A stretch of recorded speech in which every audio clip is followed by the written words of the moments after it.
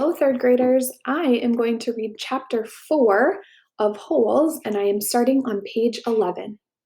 Stanley felt somewhat dazed as the guard unlocked his handcuffs and let him off the bus. He'd been on the bus for over 8 hours. Be careful, the bus driver said as Stanley walked down the steps.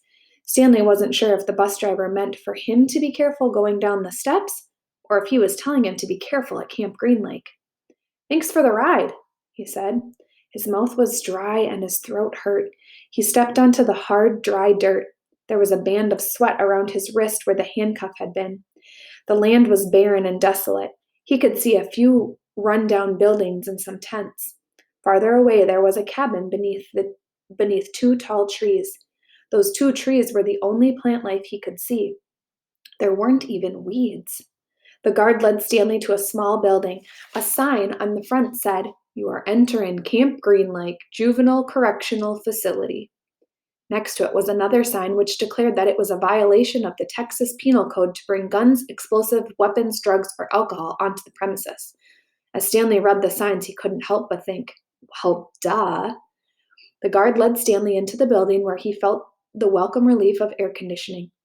A man was sitting with his feet up on a desk. He turned his head when Stanley and the guard entered, but otherwise didn't move. He thought, even though he was inside, he wore sunglasses and a cowboy hat. He also held a can of soda, and the sight of it made Stanley more aware of his own thirst. He waited while the bus guard gave the man some papers to sign. "That's a lot of sunflower seeds," the bus guard said. Stanley noticed a burlap sack filled with sunflower seeds on the floor next to his desk. There must have been a small refrigerator behind his desk also, because the man in the cowboy hat produced 2 more cans of soda. For a second, Stanley hoped that one might be for him, but the man gave one to the guard and said the other was for the driver.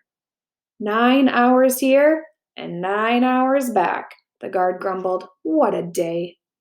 Stanley thought about the long, miserable bus ride and felt a little sorry for the guard and the bus driver. The man in the cowboy hat spit his sunflower seed shells into a wastepaper basket. Then he walked around the desk to Stanley. "My name's Mr. Sir," he said. "Whenever you speak to me, you must call me by my name. Is that clear?" Stanley hesitated. Yes, Mr. Sir, he said, though he couldn't imagine that was really the man's name.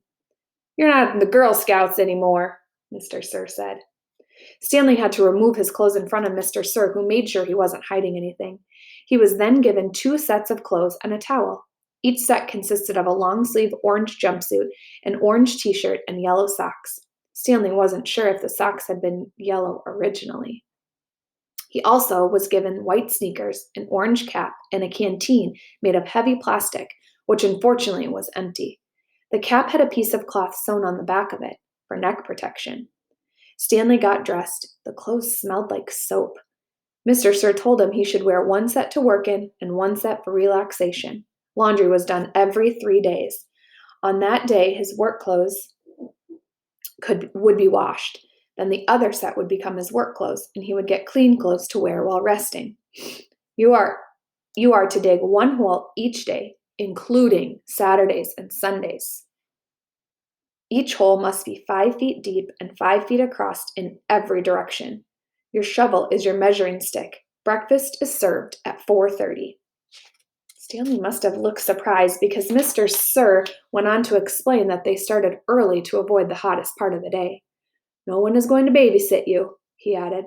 "The longer it takes you to dig, the longer you will be out in the sun. If you dig up anything interesting, you are to report it to me or any counselor. When you finish, the rest of the day is yours." Stanley nodded to show he understood. "This isn't a Girl Scout camp," said Mr. Sir. He checked Stanley's backpack and allowed him to keep it. Then he led Stanley outside into the blazing heat. "Take a good look around you," Mr. Sir said. "What do you see?" Stanley looked out across the vast wasteland. The air seemed thick with heat and dirt. "Not much," he said, then hastily added, "Mr. Sir." Mr. Sir laughed. "You see any guard towers?" "No." "How about electric fence?" "No, Mr. Sir."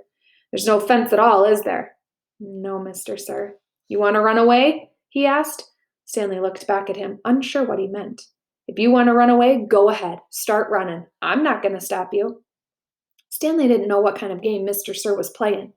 "I see you're looking at my gun. Don't worry, I'm not going to shoot you." He tapped his holster. "This is for yellow-spotted lizards. I wouldn't waste a bullet on you." "I'm not going to run away," Stanley said. "Good thinking," said Mr. Sir. "Nobody runs away from here. We don't need a fence. Know why? Because we've got the only water for 100 miles. You want to run away? You'll be buzzard food in 3 days." Stanley could see some kids dressed in orange and carrying shovels dragging themselves towards the tent. "You thirsty?" asked Mr. Sir. "Yes, Mr. Sir," Stanley said gratefully. "Well, you better get used to it. You're going to be thirsty for the next 18 months."